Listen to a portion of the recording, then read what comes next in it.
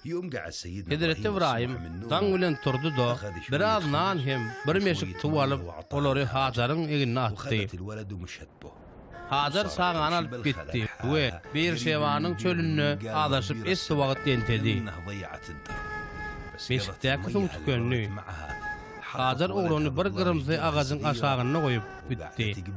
We oğlundan ok yetim uzaklykda oturup şeýledi.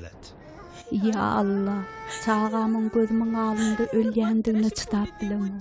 Meniň elimden hiç zat geleno, hiç zat ya Allah, hiç zat. Ol meniň ýekeje oglum ahir.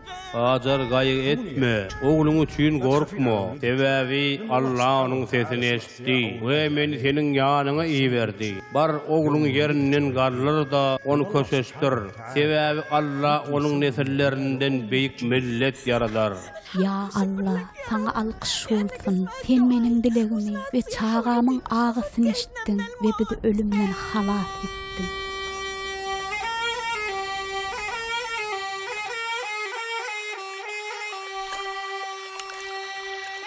Bundan sonra Allah Hajar'ın gözünü açtı ve ona bir suwly goýuny görkezdi. Hajar ıglap barıp goýdan meşigini doldurdy da ondan oğluna içirdi. Allah hemişe Hazreti İsmail bilen bile boldy.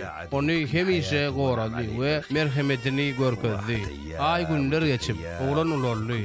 Ol häzirki Ýordaniýadaky Akaba şäheriniň goloýundaky çölde ýaşady.